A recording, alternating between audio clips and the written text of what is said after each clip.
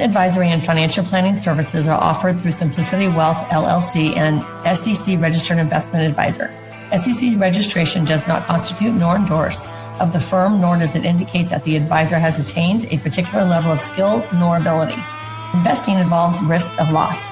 Insurance, consulting, and education services offered through Diamond Life Planning is a separate and unaffiliated entity from Simplicity Wealth. This information is provided as a general information and is not intended to be specific financial guidance. Before you make any decisions regarding your personal financial situation, you should consult a financial or tax professional to discuss your individual circumstances and objectives. Welcome to the Rock My Finances show on K4HD Radio and Talk4 TV, where we put the fun in finance. Join Powerhouse Jennifer Joseph, CDFA, CMC, and Private Wealth Advisor, as she collaborates with you to create clarity, control, and confidence with your money, your way. It's not about the zeros, so what is it all about? Let's find out. Now here's your host and weekly friend, Jennifer Joseph. Welcome back to Rock My Finances. I'm so glad you're here. This is so fun. We're doing the money manifestation series. This is chapter 11, the 5 money decisions smart women regret. Are you ready for that? Oh, this is going to be so good.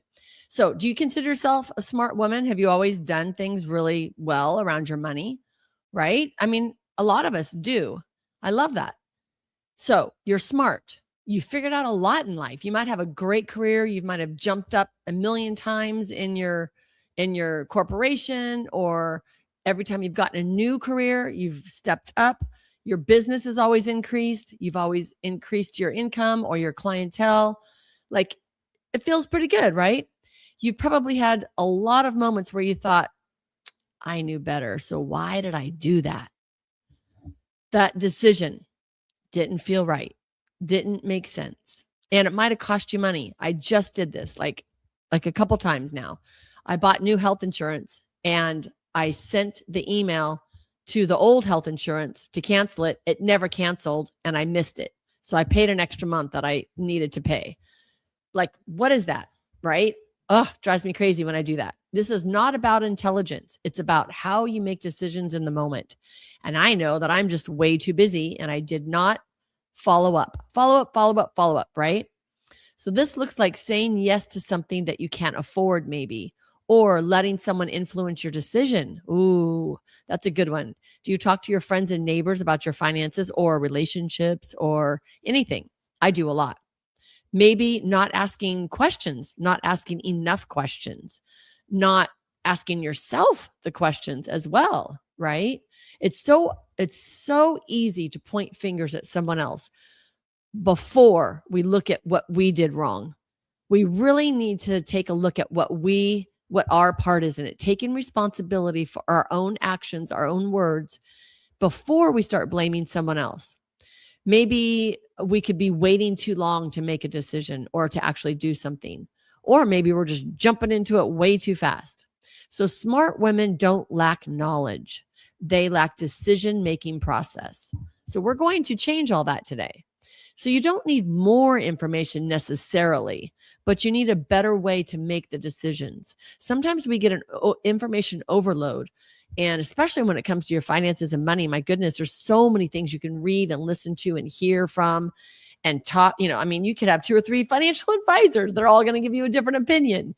So I know it can get really crazy. All right. So here's the 5 money decisions that smart women regret, with the answers, of course. So number 1, saying yes too fast. Have you ever done that? It happens, right? You want to be easy. Somebody might put you on the spot. You don't want to have to be the no person. So you just want to say yes too quick. You don't want to create tension and you don't want to feel like you're put on the spot, right? So result, you say yes too quick and you regret it. How can we fix this? Next time, say, let me think about it and I'll get back to you. Simple as that, right?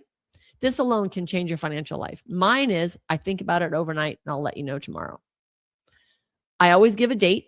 Give myself a date, me a date, them a date. So everybody knows I don't make big decisions until the next day because anything can change, right? Number 2, not asking enough questions. This is a good one. So why does this happen? You don't want to seem difficult, maybe. Maybe they're not answering your questions well enough. So you're not understanding them. So you don't want to ask even any more because you don't think you're going to understand them. When actuality, if you asked a deeper question, you might get a different answer. So you assume they know more than you do could be another reason why you don't ask enough questions. And it's embarrassing. Like you're asking questions that you don't know the answers to. So you're kind of admitting that you don't know, right? So it's kind of like, hi, I don't know about this. So can I ask questions? Can I ask a question? It's kind of hard to ask questions in a lot of different settings, right? Now, when I have people come to me and they're looking for a financial advisor, I always have them meet 3 financial advisors. And this is like my criteria for picking a financial advisor. Ask questions. And if you do not understand the answer, that's not your person. You have to understand the answer from your financial advisor, or it doesn't make any sense to have them work with you. Now, I have to say, I've had some women in their 70s, and they're used to men being the know-it-all, right? Like I was just talking to somebody else about this. Men walk in the door with credibility. And this is JJ's words, Jennifer's words. This is my thoughts, right? This is what I've experienced. They already have credibility walking in the door. You just think they know just because of the way we've grown up. So women usually at that age want a male financial advisor because they want a male doctor, they male dentist. They just feel more comfortable with that type of authority. And they, just being a man, they walk in with that type of authority. So we might not want to ask them or question them. It might feel like interrogation to them, or we might think it might feel like interrogation. So we don't ask enough questions. And then we automatically give them trust just because. You might ask 1 question, maybe 2 questions, and then we think that we trust them when we did not ask enough questions. So we become confused and then we make bad decisions. So how can we fix this? Well, let's ask more questions, right? Confidence comes from understanding, not just guessing. So we want to ask, maybe if you ask 1 question, take that 1 question and go deeper on that one subject. So you can go deeper and deeper and deeper, like question 3 or 4 times down on that same exact subject, and don't just bounce all around. So ask them another question about that, another question about that. Sometimes you'll get different answers depending on your questions, right? So your confidence will come out of asking more questions and understanding it more. And most of the time, if we do that, we start to feel comfortable with that. And then it becomes a great dialogue.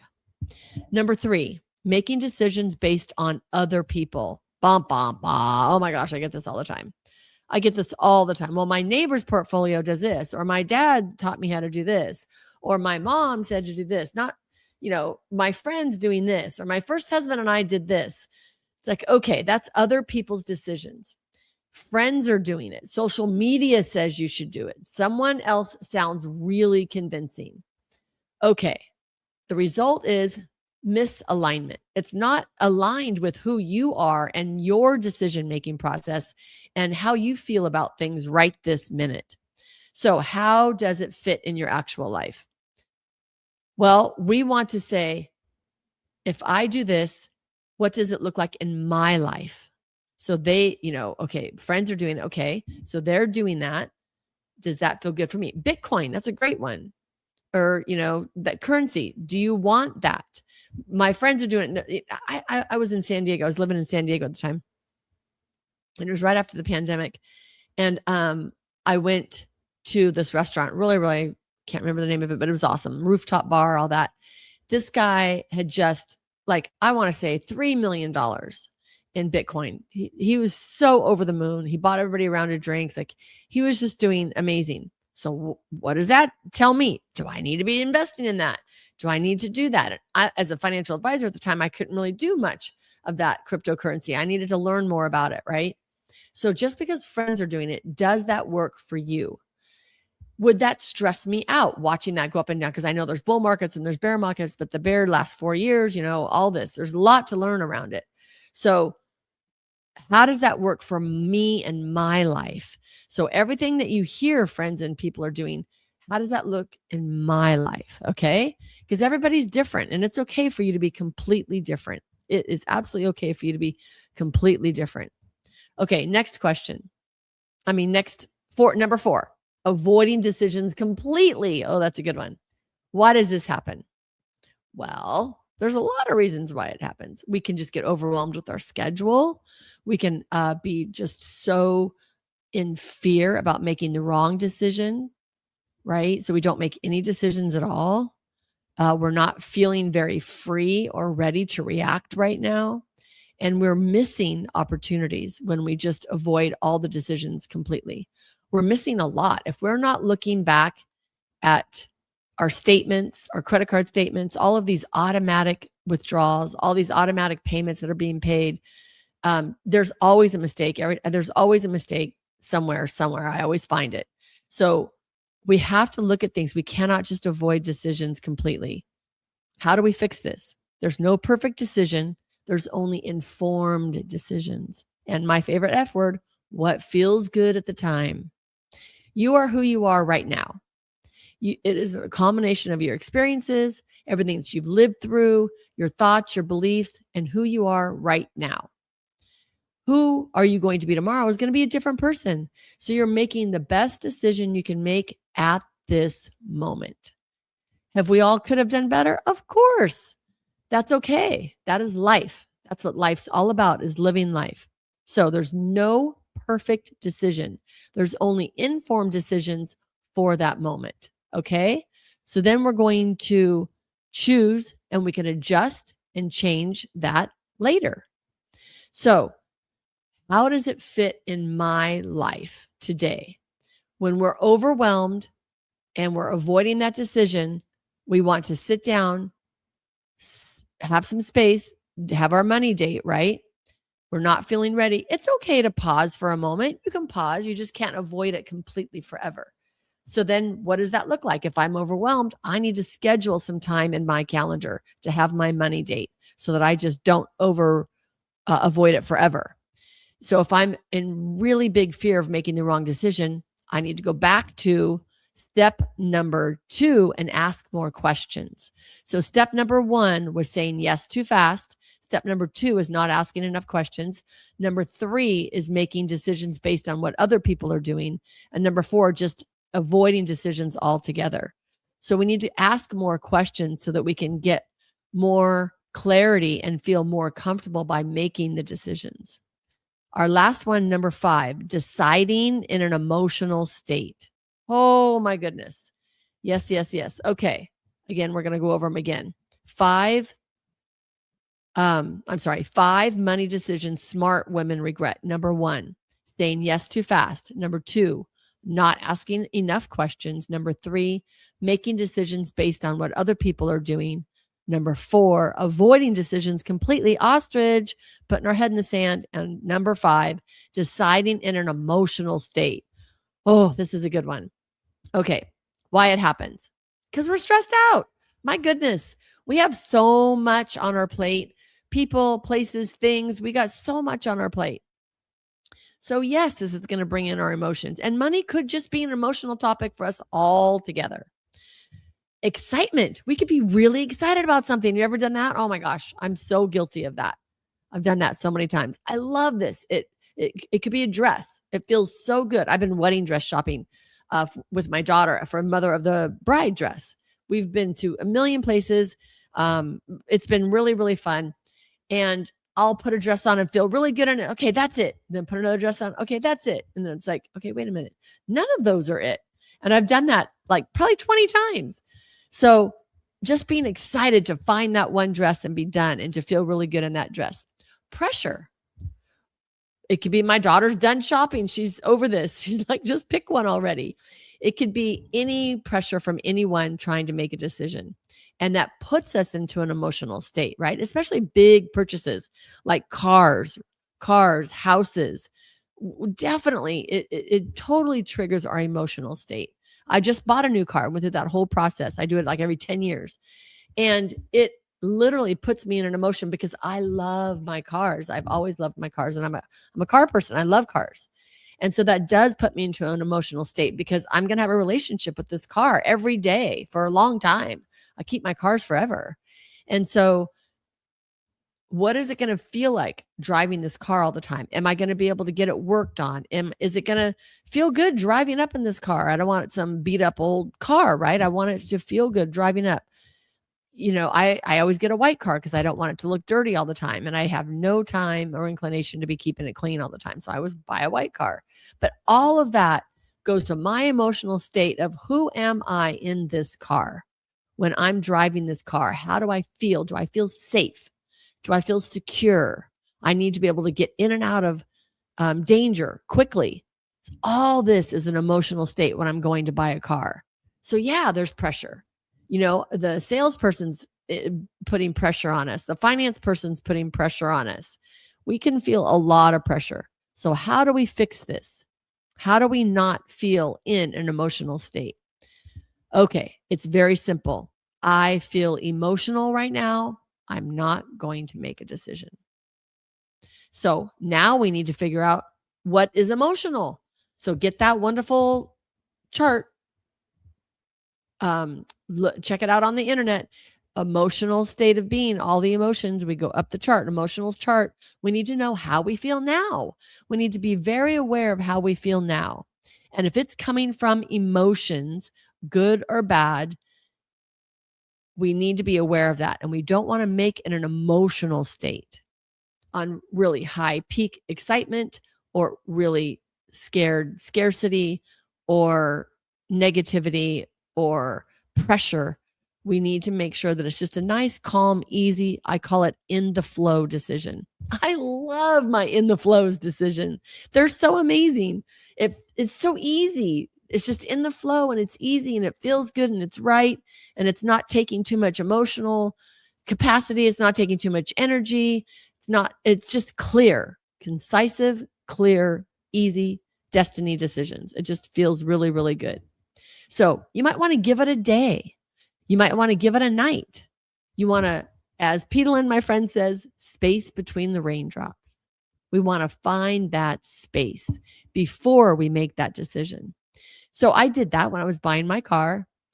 I heard all about it from one person, left, came back the next day, heard all about it from another person. Great. Then talked to the finance person that day, left, went and checked out my insurance, things like that. How would I turn in my other car? Things like that. Then I went back. I think I decide all within a week. But it took me probably maybe 4 or 5 days to decide. And it was it. And I call it almost even a God thing. When I make an easy peasy decision like that, it's a God thing. Like I literally saw that car on Sunday and I drove it home on, I think, Thursday or Friday. Like it was so quick because it was just, that's my car. I knew that was my car. It was the only used one because I like used, and it was the only used one in the area, and it was white, tan interior, exactly what I wanted, big engine like I wanted, sunroof like I wanted. It was just perfect. Everything that I wanted. So when it feels good, do it. You heard it here on Rock My Finances. When it feels good, do it. For sure. I love that. Okay, so the quality of our financial life is directly tied to the quality of our decisions. Yes, ma'am. The quality of our financial life is directly tied to the quality of our decisions. So take your time, ask questions, second opinions. I am such a great financial advisor a lot of times for people because I'm their springboard. I'm just their sounding board. Like they just want to talk about things. They want to hear somebody else's opinion or a different way to come about figuring out how you're making the decision. That's awesome. So a client told me actually one time, I agreed to something financially and I instantly knew it wasn't right. So I asked her, well, what would have happened if you waited 24 hours? Everything would have changed, right? I would have changed. I would have felt completely different. So just ask yourself, what happens if you wait 24 hours? That's it. And before you make any decision, ask yourself, do I feel calm?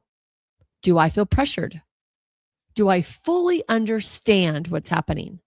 I do that all the time with people and investing. If you don't fully understand it, we're not making a decision until you completely understand it. And I will talk every day for a month until you completely understand it. Does this align with who I am? We talk a lot about risk tolerance. Does it align with your risk tolerance?